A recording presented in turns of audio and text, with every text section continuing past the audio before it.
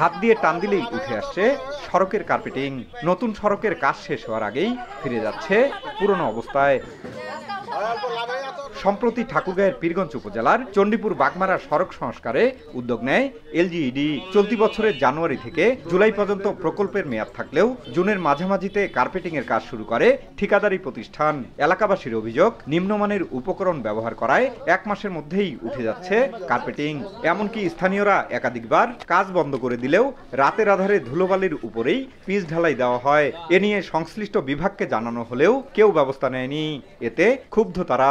রাত্রেবেলা কাজ শুরু করছে, আপনার হলো ধুলাবালু দিয়ে কাজ করছে, আপনার হলো বিটুমিনের পরিবর্তে ওরা তেল ব্যবহার করছে। এই এলাকার অনেক গাড়ি ঘোড়া এখানে চলাফেরা করে, কিন্তু রাস্তা কাজ করতে না করতে রাস্তা উঠা শুরু করে দিচ্ছে। রাস্তার যে অবস্থা এত খারাপ, কিন্তু তাদের কাছে মনে হয় এটা কিছু না, তারা শুধু নিজের ধান্দায় আছে। প্রতিবারটা তারা আমলে নেয়নি, তারপর কাজ করে গিয়েছে।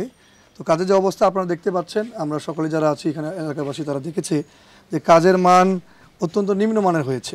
নগদের কাছে সব গ্রাহকই প্রিয়, তাই তো সারা দেশে ক্যাশ আউট চার্জ সবচেয়ে কম।